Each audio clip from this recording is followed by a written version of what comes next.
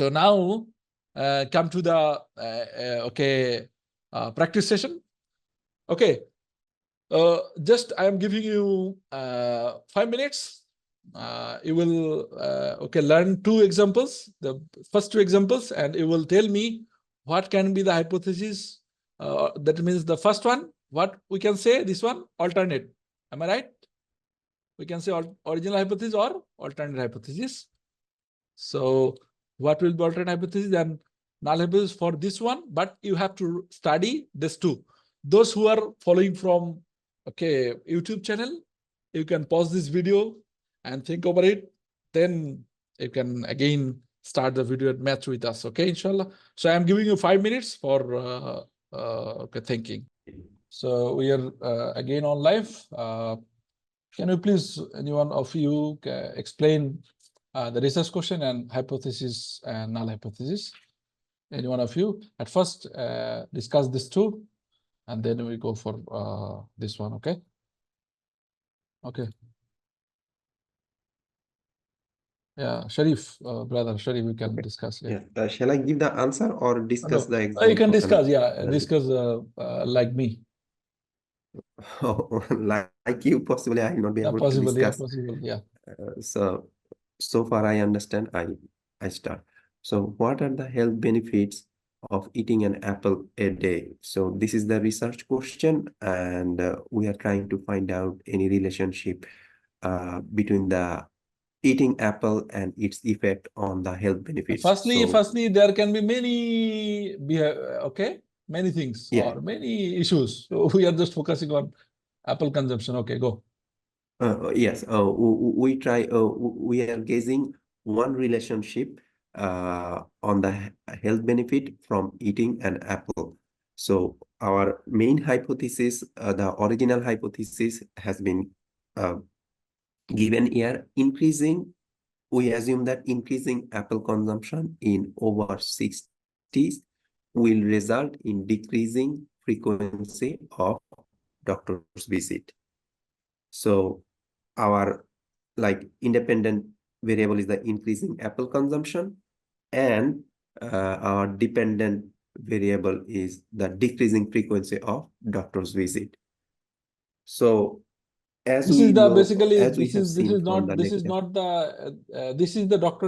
the dependent variable. This is doctor's visit. This is the what I can say, the effect of this one. That means it is focusing the relationship. Decreasing frequency, it is focusing the relationship between dependent and independent variable. But this is cause, this is effect, but this is the relationship. Okay, thank you. Next. And null hypothesis that there will be no relationship between the variables. So we propose that increasing apple consumption, which is the cause, will have no effect on the result, that is the frequency of doctor's visit. Go for second one, yeah. Yes, which airlines have most delays? So we try to find out airlines makes delays, and we propose one cause. Like low-cost airlines are more likely to have delays than the premium airlines. So the airlines which are the low cost, this is might be the reason that they make delay than the premium airlines. So our null hypothesis, yes, low cost airlines would be the independent variable, and the delays in the premium, that would be the dependent variable. So as per our understanding, null hypothesis will be there will be no relationship. So whether it is low or the premium. So low cost or the premium airline. Say the opposite relationship, like yes, opposite. Say directly opposite relationship. No, like this, the low cost airlines are now we are changing it. The premium airlines are likely to have more delays than the low cost. We cannot change it because this is another experiment. This is another research. But we are focusing that null hypothesis will focus on no relationship. between the effect. variable. So this is more crucial. That's Yes. why when you write a research paper and the reviewer see that you don't understand what is the difference between null and alternate hypothesis, then they will reject your article and they will raise an issue that you have not formulated your hypothesis very well. That's why I have added examples directly from different sources. Yeah, thank you. So you have explained a lot of things. Now I am requesting another person to say me the results. Okay. Thank you. So for the third one, who will volunteer it here? No problem. We are learning. There is no issue. I'm going to Hassan Muhammad. Yeah, Muhammad Hassan or Hassan Muhammad, anything. Yeah. So I can call me Shoaib. yeah, Okay. yeah, okay, fine. Yeah, no problem. Okay. I have said the alternate hypothesis is No, at the first, just people. at least read it. Yeah. Okay. The research question is, can flexible work arrangements improve job satisfaction? And I have said the hypothesis, I mean, alternate hypothesis is the people working in a flexible work arrangement feels better than who works in a rigid work environment. Okay. Okay, this is what And alternate than another null. And I have said null hypothesis is that flexible work arrangements have no effect on how the people working. Okay, mashallah. Okay, well, an office or job On place. office Yeah. or something. So anyway, anything else you thought rather than Muhammad Shoaib? Everyone the same? No, my null hypothesis is also very much similar to brother Shoaib, like flexibility of work arrangement likely has no effect on the improvement of job satisfaction. Okay. So let's go for the answer. I think both of you are correct, but it can be formulated in different ways. Here is an example. Employees who have flexible working hours will report greater job satisfaction than employees who work. Maybe there is other other few words, but I did not add it. Okay, fine. There is no relationship between working hours, flexibility, and job satisfaction. Yeah, okay, understood. So I think you have got the point. Now come to the another example. Tell me quickly. Now you have already learned. Tell me within a few seconds. Yeah. What effect does daily use of social media have on the attention span of under 16s? Yeah.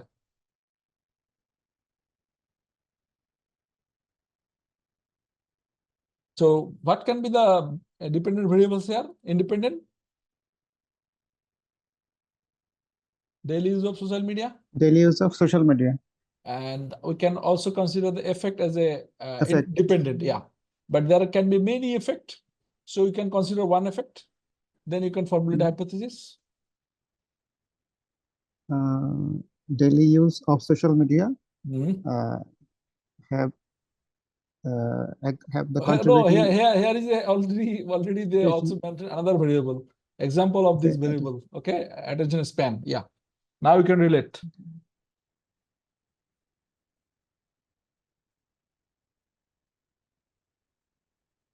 Anyone, please proceed.